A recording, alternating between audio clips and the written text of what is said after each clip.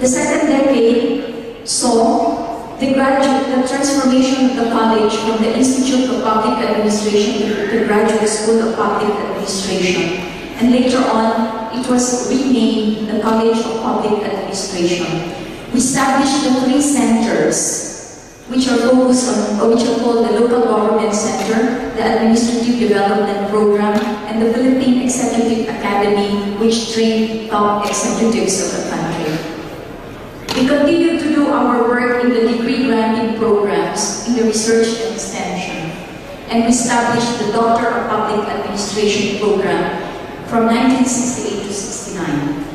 Next slide, please. During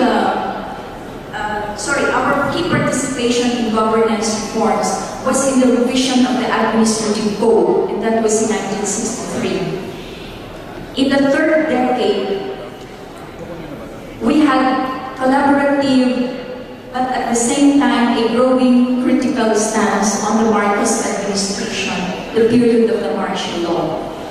And we continued to provide continuing studies, policy studies, the revision of the goals of the college, strengthening in-service training and providing assistance to the Philippine government, as well as a strengthening of our curricular programs. Next slide, please.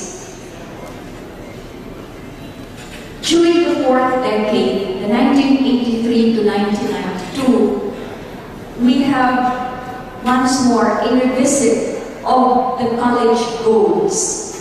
And we re-established the PEA, Philippine Executive Academy, and transformed this into what we call the Center for Integrative and Development Studies. Presently, the CIDS is now under the UP system, and I would say that the initiative of the college to bring out the Center for Integrative and Development Studies is a breakthrough at that time.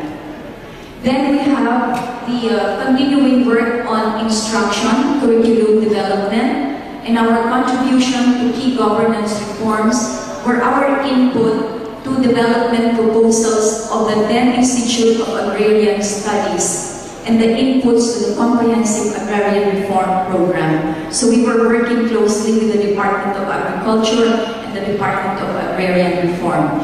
During the fifth decade, in 1998, the college was renamed the National College of Public Administration and Governance with the approval of the Philippine legislature. And it became, we renamed the programs as well, the 3 centers of the college, to become the Center for Public Administration and Governance Education, the Center for Local and Regional Governance, the Center for Policy and Executive Development, and the Center for Leadership, Citizenship, and Democracy. And all these centers embody the functions of the college, producing assistance to the national government, assistance to the local government, assistance to building democracy and citizenship, and assistance to a continuing and strong academic program. Next slide, please. May I also add that in addition to the residential program, the backbone of the Master of Public Management under the Open University rests with the college, with the NCPAD. And for the 6th decade, we were recognized by the Commission on Higher Education in 2004 as the Outstanding School of Public Administration. We launched a good number of policy forums, such as the Human Governance Forum, the Good Citizenship Movement, and we continue to provide assistance and support to the Eastern Regional Organization of Public Administration, including the publication of its journal called the Asian Review of Public Administration. We established and we continue to build our linkages and continue to forge partnerships both in the government, the non-government, and even at the international level.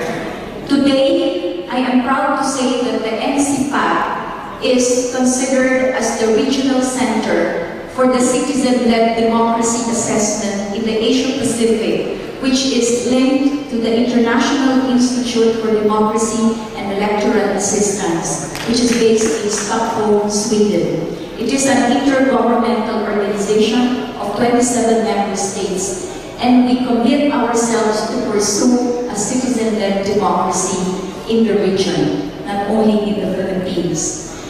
With that, the challenges of the future for NCPA as we reach our 60th year are enormous. While we have created its impact in terms of laying down the discipline of public administration education in the country, and while we continue to provide service to our government and to the bureaucracy, we will be remembered as the institution that have helped this country and this government to reorganize its bureaucracy, to provide a strong input to the policies, particularly on decentralization, and to frame the architecture of Philippine governance. We continue to face the challenges of the next decades. We are nervous, but we are confident and proud that you are all behind us in facing the new 6 decades of NCPA. Maraming salamat po. Thank you very much, and thank you for coming here.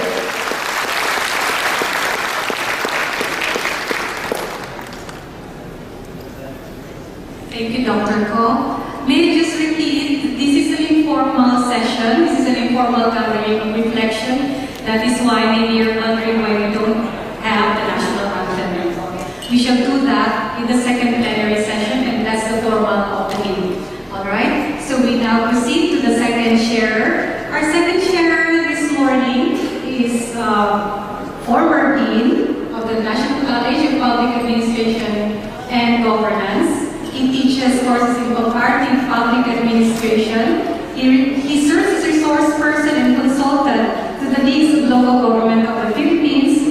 And over the past 30 years, he has been invited as lecturer, resource speaker, etc. He has a long list of achievements, and you will find that in the souvenir program, where the profiles of the plenary speakers as well as the panelists can be found. He is a visiting professor of several universities abroad. Ladies and gentlemen, to talk about the PA theory and practice in the Philippines, the beginnings of an identity crisis, please welcome Dr. Alex B. Brillantes, Jr. Thank you, Ryan. I'm very aware of the time limit. I was given 10 minutes on my way here to practice on the car. Okay, the driver said, good enough service, so I'm happy. Okay, to Mayor Avalos, easily one of the outstanding local government leaders in the Philippines, President Abueva, Dean Ko, Dr. Pilar, and of course, our returning Dean, Dr. Capales, and all of you. What a privilege it is to be with you today. All of us talk about public administration. All of us know about the so-called identity crisis that the discipline of public administration experienced in the 70s. Okay? And my presentation in 10 minutes, it's now 9 minutes and a half, will be to talk about 4 aspects of the identity crisis. This is based on my own reflections.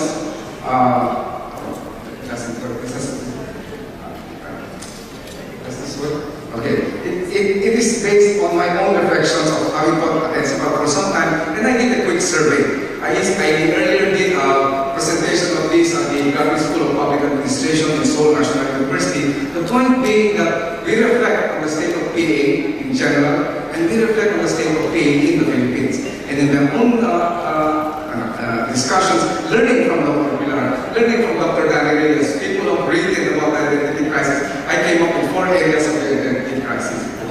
First and foremost, by the way, I have a handout. I have copies because we can distribute this later. It's a one-pager that really talks about this. The whole paper will be available.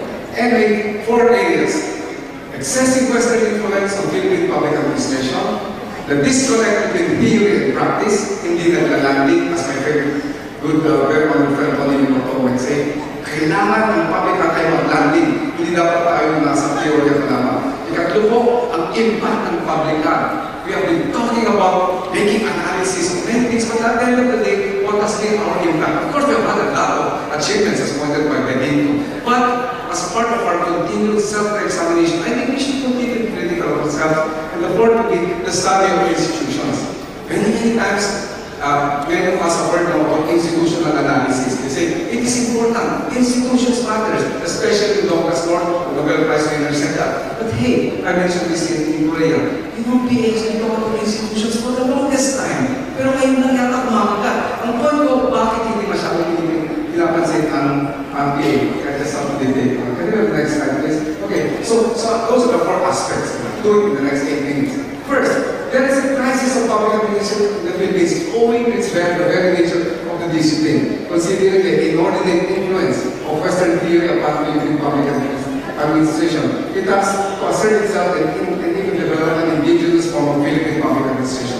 The point being, sure, PA is of Western origin. Dinala natin, we brought it over to the Philippines, we Philippinized it. But even as we talk, many of the theories continue to be influenced by Western theories, which is not bad, it's good. But the challenge is for us to indigenize, Philippinize. In 1996, we had a forum on Islamic Philippine public administration. Dr. Weber was one of the key speakers to further talk about this one. And that was 1996. In 2006, we revisited the question, is there a Philippine public administration? The point being that I think we continue to experience this crisis talaga ang Philippine public administration. Kaya we try to develop indigenous forms of public administration. Next slide.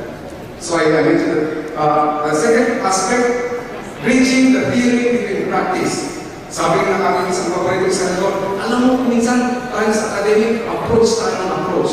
An approach to this, an approach to that. Hindi naman tayo nakakarating.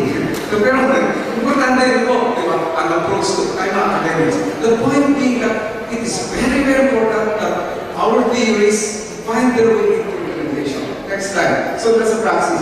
I say that because the identity crisis has been expressed by many academics and re-articulated by students, which I did in a survey, a quick survey for this paper, that the teaching of PA should be more grounded, more realistic, less theoretical, and more applied. After all, this is what the discipline of PA is all about. Kailangan mag-landing. Next slide. So there's an identity crisis in Philippine PA because of the perception that the discipline has a greater impact. Hindi ba? Dr. Ko, pa. Pero after having said that, siguro we just continue examine and re-examine ang mag-impact. Ang tagal natin pinag-usapan ang reorganisasyon. Ang tagal natin pinag-usapan, for the longest time, we talk about reorganization. For the longest time, we make analysis of corruption. And you know, even the corruption, study of corruption was not fashionable. We were doing it at the college.